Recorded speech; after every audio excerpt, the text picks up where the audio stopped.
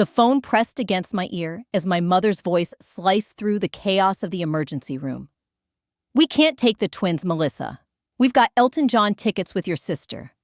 You'll just have to figure it out." I was on a hospital bed, IV in my arm, heart pounding faster than the monitor beside me. My babies were at daycare minutes from closing. I begged, tears streaming, but her tone was cold final. And in that moment, as the surgeon hovered with life-saving papers for me to sign, I realized the truth: my parents chose entertainment over my life. The fluorescent lights above me blurred as my vision swam a cocktail of pain and disbelief, twisting my stomach tighter than the cramps that had landed me here. The ER smelled of antiseptic, and my fear raw and suffocating. I was 32, a single mother of twins, and in less than an hour, I would be wheeled into emergency surgery that could decide whether or not my children still had a mother. The surgeon, a kind-eyed woman named Dr. Patel, crouched beside my bed. "Melissa, we don't have time. You need someone to take the twins. You can't go into this surgery worrying about them."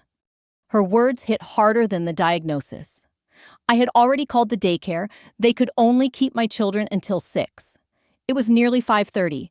My hands trembled as I clutched my phone, dialing the one number I thought would save me. "Mom?" When she answered, relief surged through me, spilling into desperate sobs. "Mom, it's bad. They're admitting me for surgery. Please, I need you to pick up the twins.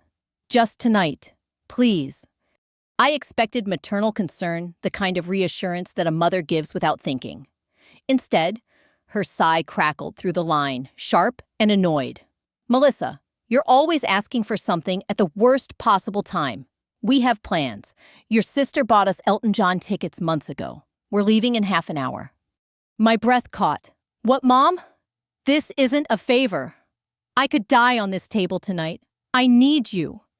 Her voice hardened. "You've been a burden since you chose to raise those kids alone. We didn't tell you to get divorced, did we? And now you want us to cancel something we've been looking forward to for months. No, you'll have to figure this out." Her words sliced deeper than the pain in my abdomen. I could barely hold the phone. "Dad. Is he there? Can I talk to him?" She scoffed. "He agrees with me. Stop trying to guilt trip us, Melissa. We deserve to enjoy our lives. You always bring drama. Maybe it's time you learn we're not your safety net anymore." I felt like the floor opened beneath me. This was my mother, my father, the grandparents of my children, and they were telling me that my life, their daughter's life, was less important than a night of music. Tears blurred my vision as I whispered, "I can't believe you." Her final words before hanging up still burn inside me. "You've always been a nuisance. Don't ruin this night for us." The call ended. For a long moment, the beeping monitor beside me was the only sound, steady, cruel, reminding me I was still here, still breathing for now. My hand shook so violently that I dropped the phone onto the blanket. My body ached, but my chest ached worse. "Melissa," Dr. Patel's voice was soft. She must have seen my face drain of color. "Do you have anyone else? A neighbor? A friend?" I thought of them all. Most of my friends had drifted away during my messy divorce from Eric. Some pitied me. Some didn't want to pick sides. My closest coworker, Hannah, was already 2 hours out of town with her family. My ex-husband, not a chance. He'd made it clear the twins were my responsibility the day he walked out. And yet, 2 little faces flashed in my mind, Lily and James, my 6-year-old twins. Their laughter, their sticky peanut butter kisses, their drawings taped to our fridge. They needed me alive, not lying cold in some hospital bed while my parents sipped wine at a concert. I clenched my fists. "I'll figure it out," I told Dr. Patel, though. My voice cracked. She gave me a sympathetic look, then stepped away to give me privacy. I scrolled through my phone, each name blurring past through tears, until my eyes landed on someone I barely knew, a woman named Carla. She was the mother of one of Lily's classmates, and she had once said, "If you ever need a sitter, my cousin's a nanny. She's wonderful." I hesitated, but desperation outweighed pride. My hand shook as I dialed Carla. She picked up quickly, and I poured out everything in one trembling breath: the hospital, the surgery, the twins, the abandonment. There was silence on the line, then her warm voice steadied me. "Melissa, I'll call my cousin right now. Don't worry, your babies will be safe." Minutes later, I had a new number in my phone, and I was calling a stranger named Natalie, begging her to care for the most precious things in my life. And she said yes, without hesitation. By the time the orderly wheeled me toward surgery, my phone buzzed with confirmation Natalie had picked up Lily and James. They were safe. My tears of despair turned into tears of gratitude, and a strange calm settled over me. But beneath it all, a hard knot of resolve formed. My parents had shown me who they truly were. If I survived this night, no, when I survived, things would never be the same. I wasn't just going under the knife. I was cutting out the last illusions I had about family loyalty. And for the first time in my life, I realized I could do more than survive. I could choose who deserved a place in my children's lives and who did not. The room was cold, humming with machines that measured every fragile breath, every heartbeat I clung to. The gurney wheels squeaked as they pushed me through wide hallways under harsh fluorescent lights. My mind wasn't on the surgery anymore. It was on Lily and James, safe, hopefully tucked into the arms of a stranger who had more compassion in a single phone call than my parents had shown me in 32 years. The sting of betrayal was sharper than the IV needle in my arm. I replayed my mother's words, each one like broken glass lodged in my chest. Nuisance, drama, burden. She had spoken them with such calm dismissal, like she'd been rehearsing them for years. Maybe she had. Dr. Patel walked beside me, her presence steadying. "Melissa," she said gently, "you need to focus on yourself now. We'll take care of everything here. The best thing you can do for your children is to survive." I nodded, though a storm still raged inside me. Survive. That word took on a new meaning tonight. It wasn't just about living through this surgery. It was about surviving a family that had already emotionally abandoned me long before I realized it. The double doors of the operating room loomed closer, glowing sterile white. I closed my eyes and whispered a silent prayer. Not to God faith had slipped from my grasp long ago during the divorce, but to Lily and James themselves. I will fight for you. I will never let anyone make you feel the way I feel tonight. As the anesthesia pulled me under, the last thought I clung to was this: blood may tie us, but love, real love, is proven in action. And my parents had failed the test. Hours later, I woke in recovery, my throat raw, my body weak.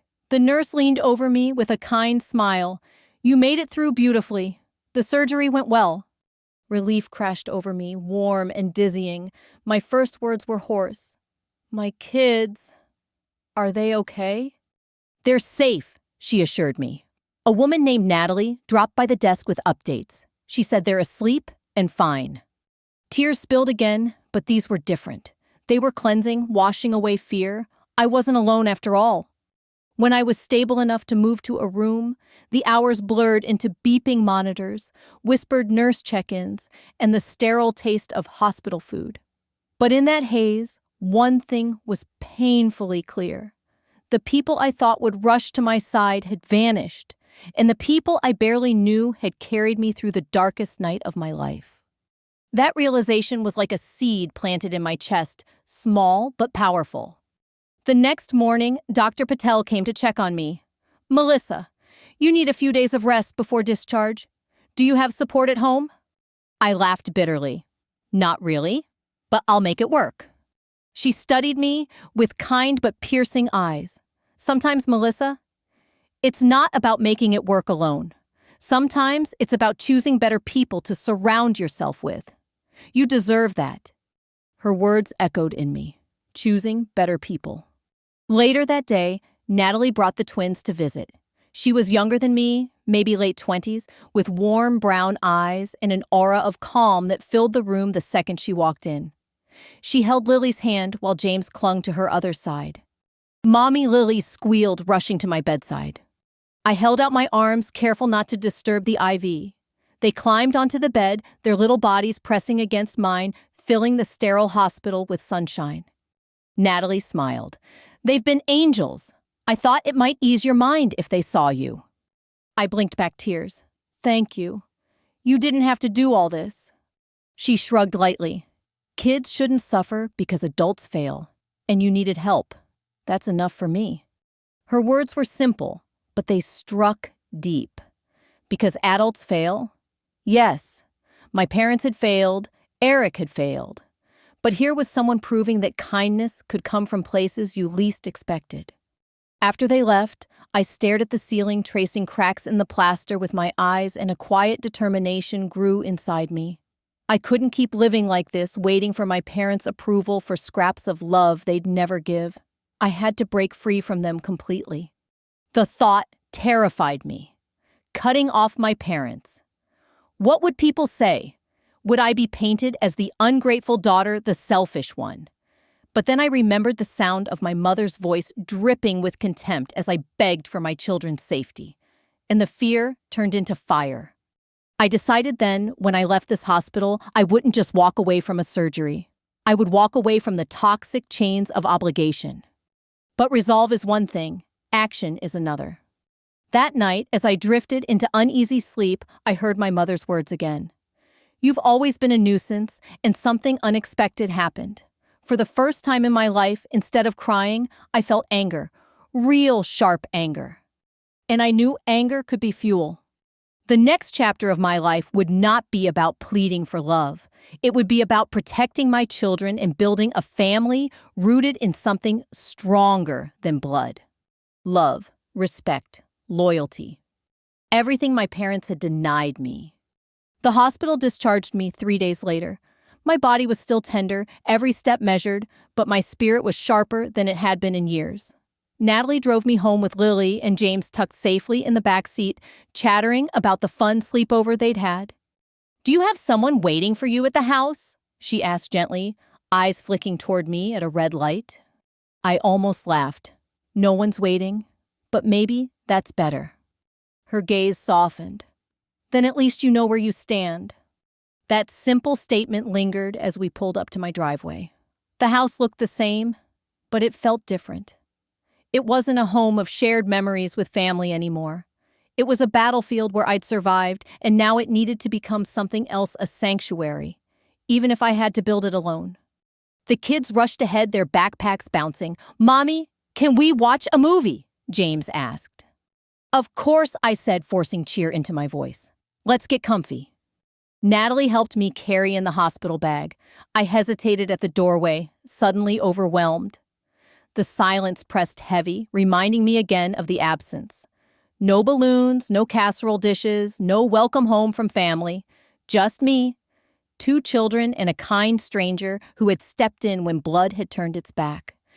I'll stop by tomorrow, Natalie said, sensing the weight of the moment. Call me if you need anything tonight. I nodded. Thank you truly. When the door closed, I sank onto the couch.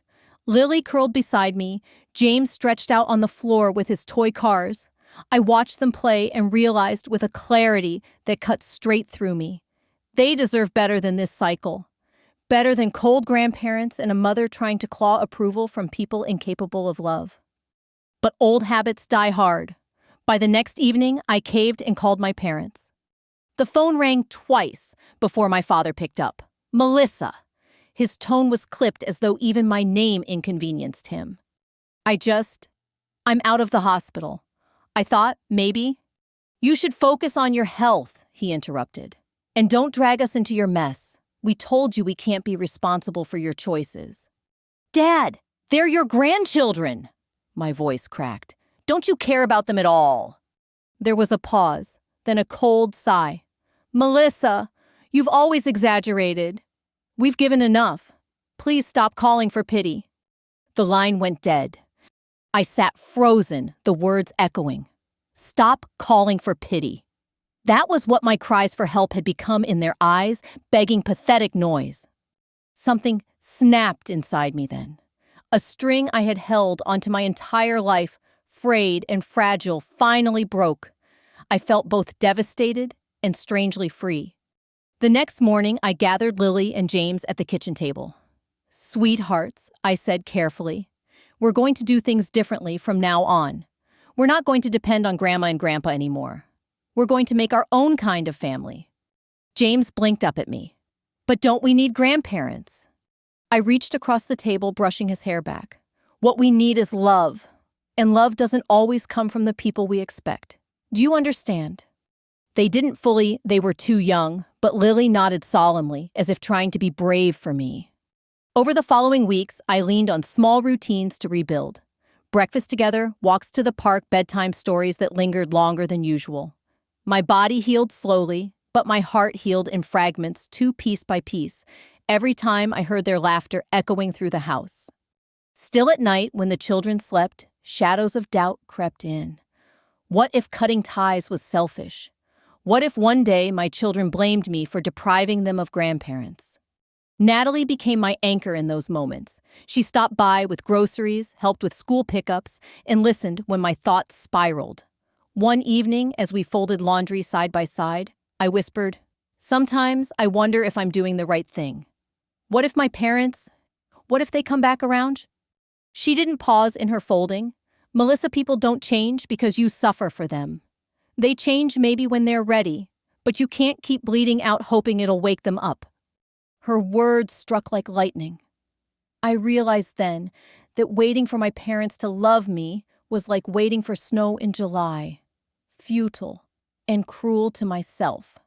One Friday night, as the kids slept, I took out an old box from the closet. It was filled with letters I'd written to my parents over the years. Apologies, explanations, desperate pleas for understanding. I had never sent most of them, but I had clung to them like proof that I'd tried. One by one, I fed them into the fireplace. The flames devoured the paper, curling it into ash. As I watched, tears streamed down my face, not of grief, but of release. I whispered aloud no more. The room seemed lighter when the last paper turned to embers. That night, I tucked myself into bed with a strange peace. For the first time, I wasn't a child begging at the locked door of my parents' approval. I was a mother standing guard over her children, ready to build something stronger, even from ruins. And yet, a question burned at the edges of my resolve. If love wasn't guaranteed by blood, then who could I trust to truly stand by us? The answer was unclear, but I knew one thing I would find out. Because failure was no longer an option. The weeks passed in a strange rhythm. Hospital checkups, quiet mornings with coffee, afternoons helping Lily with homework evenings, tucking James in after his endless dinosaur stories. On the surface, things looked steady, but beneath emotions churned like a storm waiting to break. One Saturday morning, as I was folding laundry, the doorbell rang. My stomach tightened. Very few people visited unannounced. When I opened the door, there stood my mother. Her eyes swept over me quickly, noting my thinner frame, the faint scars along my arms from IVs, the exhaustion etched on my face. She didn't offer a hug. She simply said, "I thought I should see for myself that you weren't exaggerating." Her words stung, though they shouldn't have surprised me. I stepped aside. "Come in." She entered like a guest rather than family, her gaze gliding over the living room toys, the unwashed dishes in the sink. She pursed her lips. "Messy. I don't know how you expect to raise 2 children properly like this." I bit back a retort, forcing calm. "They're happy. That matters more than spotless dishes." "Happy," her voice sharpened. "Children need structure. They need discipline. You've always been too soft, Melissa." 100 replies rushed to my tongue, the memory of nights she'd left me, crying in my room the way she measured worth by silence and obedience. Instead, I said quietly, "I'm not you." And that's the point. Her eyes narrowed. Ungrateful. That word, the one I had lived under my whole life, echoed in my ears. For years it had silenced me, kept me small, apologetic. But not now. Not anymore. I straightened my shoulders. "No, Mom. I'm not ungrateful. I'm free. There's a difference." The silence that followed was heavy, thick enough to cut. My children peeked from the hallway, sensing tension. My mother glanced at them, but offered no warmth, no open arms. only judgment in her eyes. Finally, she said, "Don't expect us to rescue you again. You've chosen this path, Melissa. Remember that." I remember everything I whispered. Every time you looked away when I needed you, every time love felt like a transaction I couldn't afford. And I'm done paying. Her face hardened and she left without another word. When the door clicked shut, I collapsed into a chair, shaking. Not from fear, but from release. For the first time, I had spoken truth, without cushioning it, without begging for approval. My children rushed to me, wrapping their arms around my waist. "Mommy, are you okay?" Lily asked. I kissed her forehead. "I'm better than okay." That confrontation marked a turning point. It didn't erase years of wounds, but it carved a path toward clarity. I no longer feared their rejection because I had already survived it. Still, clarity doesn't erase grief. That night after the kids slept, I cried into my pillow. I grieved not the parents I had, but the parents I never did. The mother who would have brushed my hair gently, the father who would have shown up at my hospital bed. Fantasies that had to die so I could truly live. The next morning, Natalie knocked on my door. She had a sixth sense for when I needed her most. "You look like you wrestled with ghosts all night," she said, stepping inside with a bag of bagels. "In a way I did," I admitted. "My mother came." Natalie raised an eyebrow. And I told her I was done. For a moment, Natalie said nothing. Then she reached across the table and squeezed my hand. "That Melissa is the bravest thing I've ever heard you say." Her words sank deep, and for once, I believed them. In the days that followed, I began noticing how the absence of my parents created space for something else: peace. Without waiting for their calls, without rehearsing speeches to win their approval, I had time to breathe, to focus on what mattered. I volunteered at Lily's school. Reading hour watched James score his first goal at soccer, cooked messy pancakes on Sunday mornings. Little things, ordinary things that stitched our lives into something whole. But the universe has a way of testing resolve. A letter arrived one afternoon, addressed in my father's familiar handwriting. My hands trembled as I opened it. Inside was a single sheet of paper. "Melissa, your outburst has hurt your mother deeply. If you want any chance of reconciliation, you need to apologize and prove you can be responsible. Until then, we will not acknowledge you as part of this family." The words blurred as my eyes filled with tears. Not of longing this time, but of disbelief. Even after everything, the accident, the hospital, the confrontation, they still demanded an apology. I laughed bitterly. Responsible. I kept myself alive. I kept their grandchildren fed. And I'm the irresponsible one. I showed the letter to Natalie that evening. She read it, then tore it in half without hesitation. "Melissa, this isn't a family. It's a trap. And you don't belong in cages anymore." Her fierceness steadied me. For once, I didn't tape the letter back together. I let it go like the ashes in the fireplace weeks before. One night, as I tucked the kids into bed, Lily whispered, "Mommy, will Grandma and Grandpa ever love us?" Her innocent question cut deeper than any letter. I gathered her close. "Sweetheart, their love isn't something we can make. But we already have love here, don't we?" She nodded slowly, her small hand gripping mine. "Yes, we have you." Those 4 words, "we have you," cemented my resolve. I wasn't a broken daughter anymore. I was a whole mother, and that was enough. Still, a quiet fire burned in me, not of revenge, but of justice. My parents had silenced me too long. It was time to speak my truth beyond these walls. And soon I would.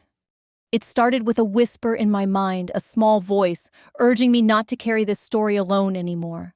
For years, I had swallowed the pain, convinced no one would believe me, or worse, that I deserved it. But after the confrontation with my mother and that letter from my father, the silence felt suffocating. So one night after the kids were asleep, I opened my laptop. My fingers hovered over the keyboard, hesitant. What would I even say?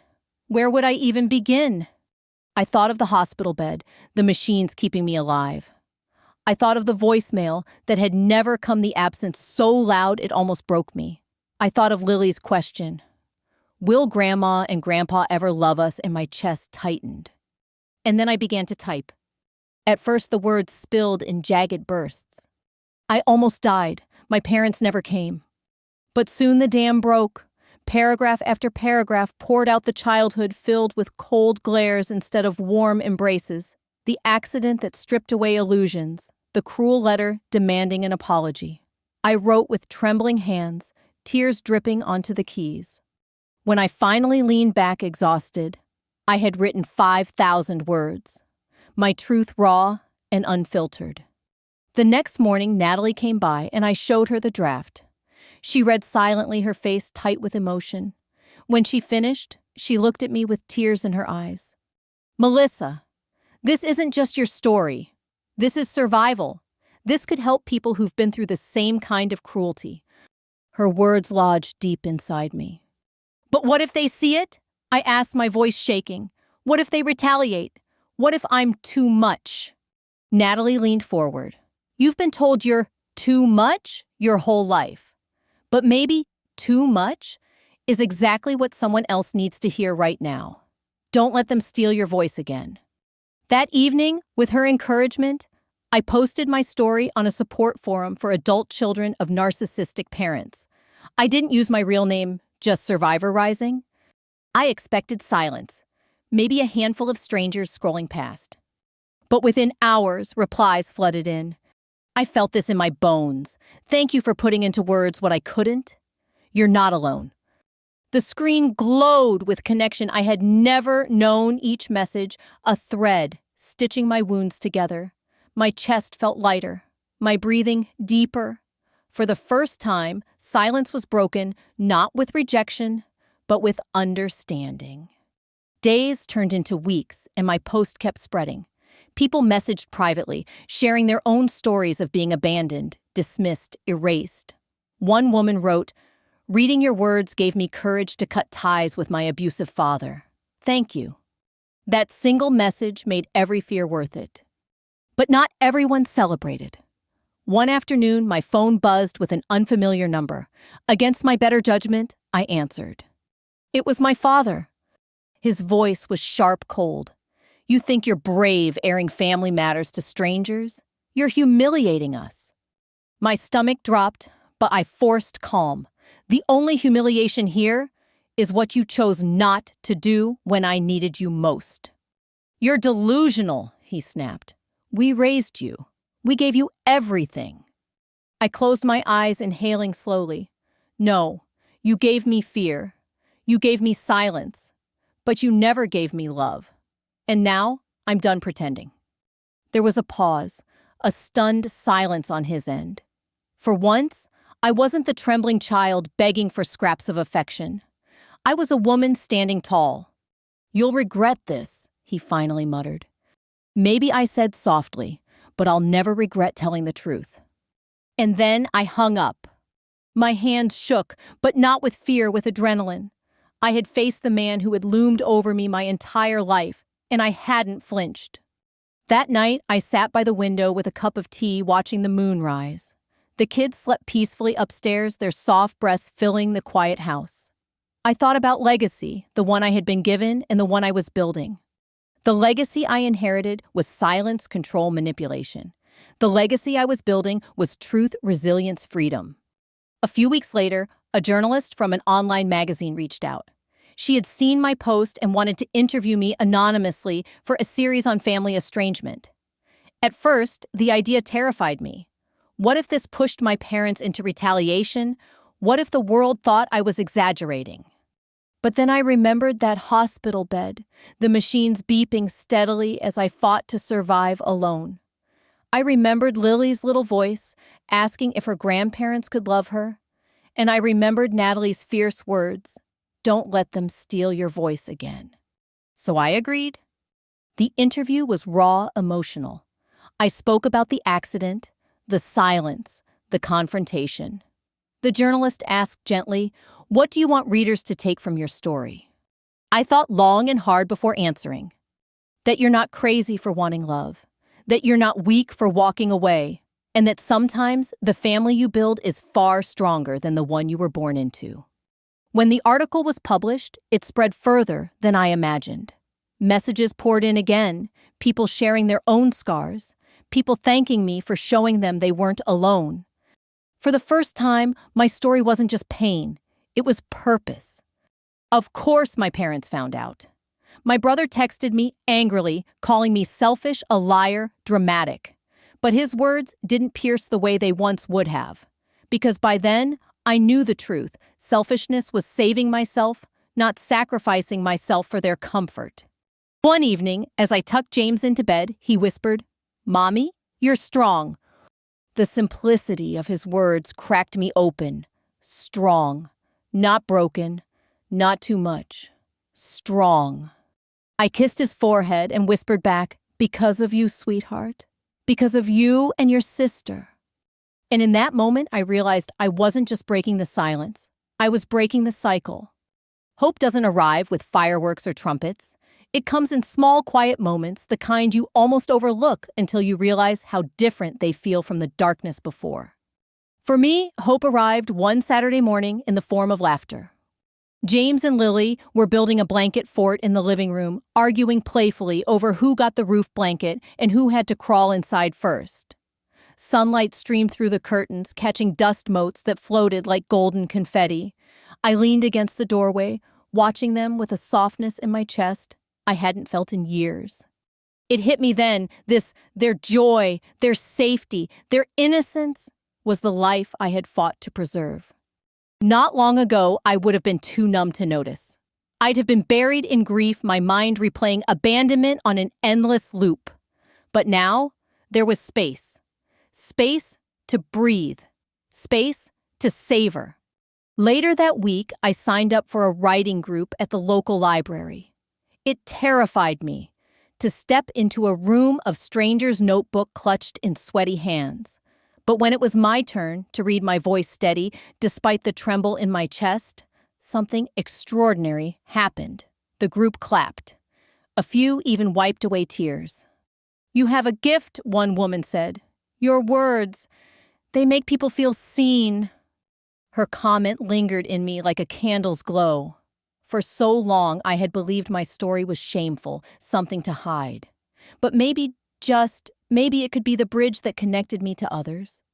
Natalie encouraged me to keep going. She came to every small reading, sitting in the back row, giving me the thumbs up when my nerves threatened to consume me.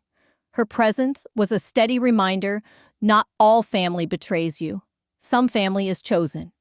One evening after a session, I found myself sitting in the library parking lot, journaling under the streetlights.